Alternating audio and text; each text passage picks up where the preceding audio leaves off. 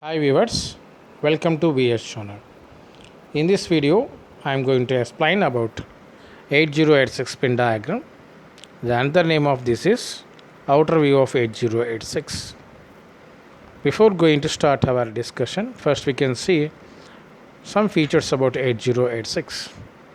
The 8086 is a first 16-bit microprocessor which is having 40 pins.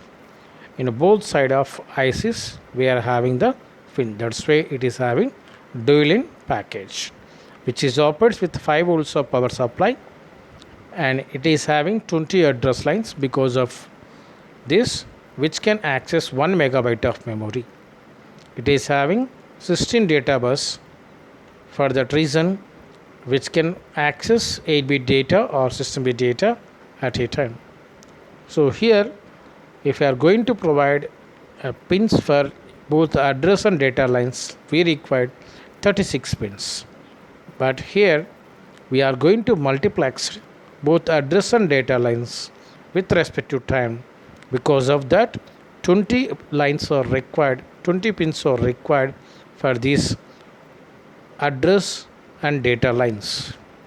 So here this 8086 is operates in two different operating modes, that is minimum mode and maximum mode. The operating frequency of 8086 is 5 MHz, 8 MHz, 10 MHz, that is varies according to the version. It is having 40 pins.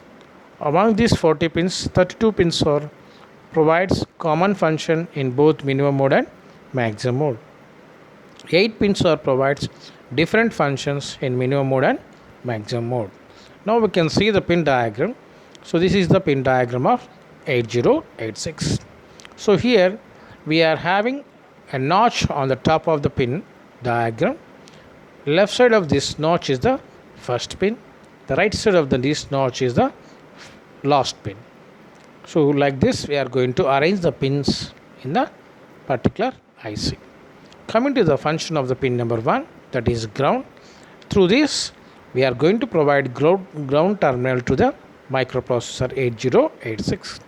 Coming to pin number 2 to pin number 16, which is named as AD0 to AD14, that is address data lines. So here the address and data lines are multiplexed with respect to time. That means during the T1 state, these lines are provides address.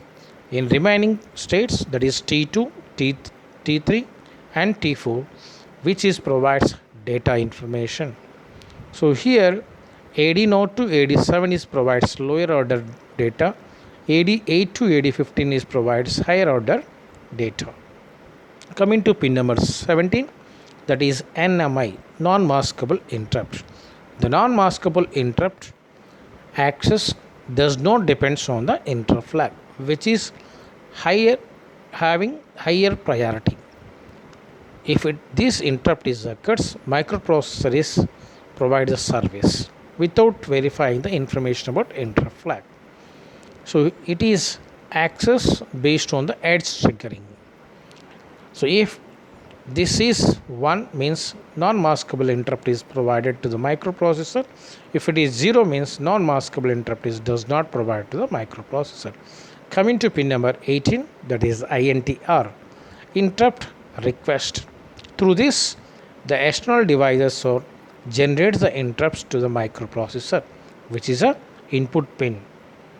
If this is 1 means interrupt request is given to the microprocessor. If it is 0 means interrupt request is not given to the microprocessor. Coming to pin number 19, that is clock. So here the clock is very required to synchronize the speed of the microprocessor with the peripherals and coprocessors. For that reason, here we are going to provide clock input to microprocessor through this pin. Here we are having different frequencies, that is 5 MHz, 8 MHz, 10 MHz based on the version. Coming to pin number 20, pin number 20 is a ground, which provides a ground terminal to the microprocessor. Coming to pin number 21, that is reset input. By using this, we have a chance to restore the execution of the microprocessor. That means whenever microprocessor is stuck up or hang up, then we use this input pin to restart the application or function of the microprocessor.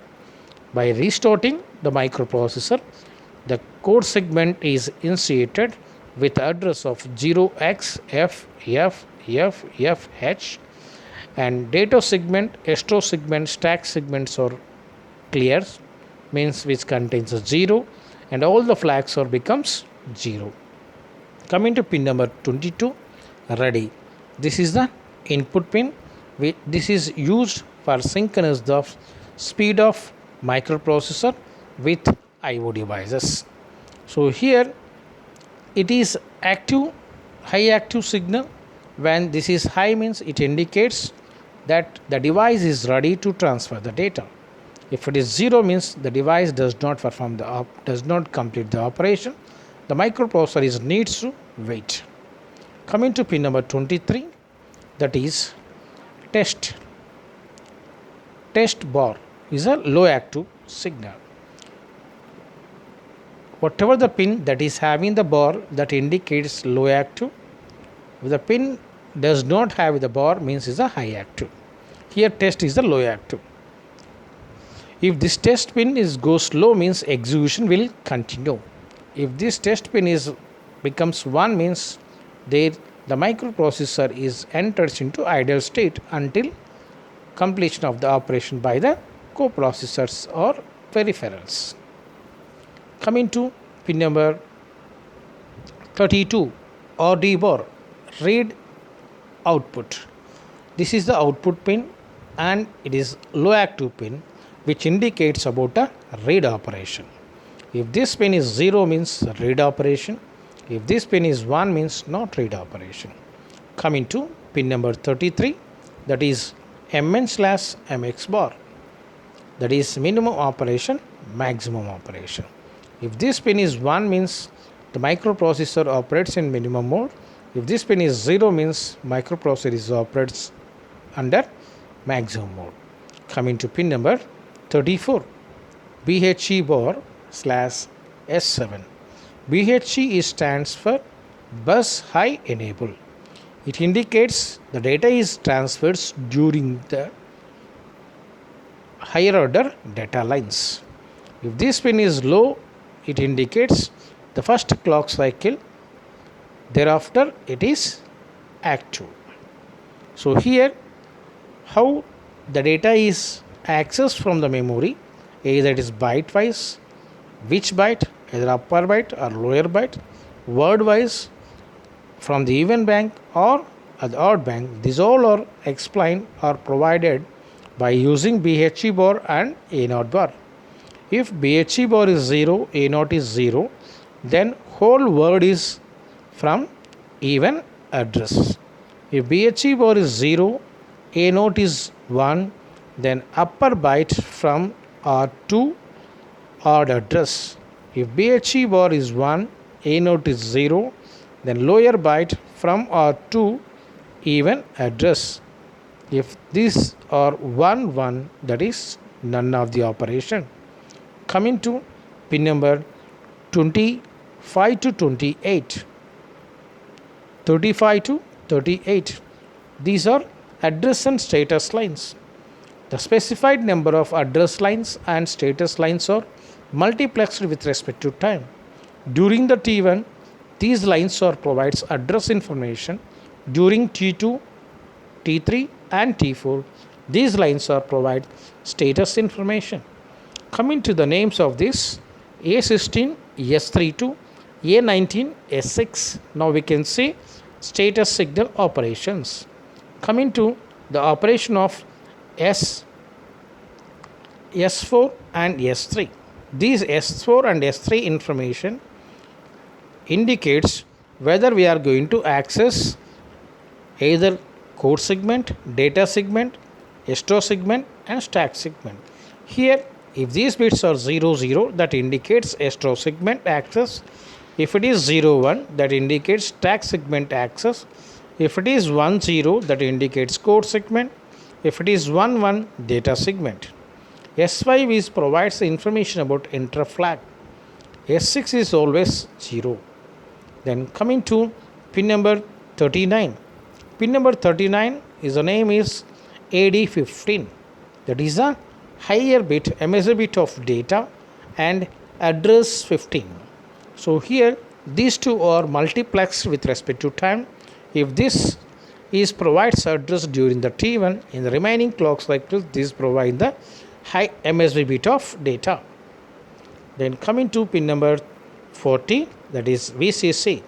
Here by using this pin we are going to provide power supply, that is 5 volts of DC we are going to give as a power supply to the microprocessor 8086. Coming to minimum mode, here pin number 24 to 31, pin number 24 to 31, 8 pins. These 8 pins are provides different operations under minimum mode and maximum mode.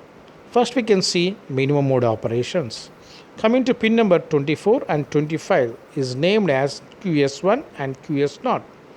These are the Q status signal which can provide status of instruction queue.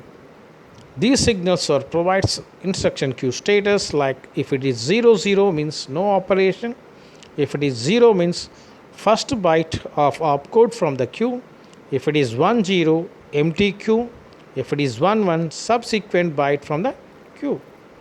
Coming to pin number 26, 27, 28, that is named as S0 bar, S1 bar, S2 bar. By using these 3 bits, we can represent status of memory operations and IO operation, that is input and output operation. If these bits are 000, interrupt acknowledgement, 001, IO read operation, 010, IO write operation, 011, halt.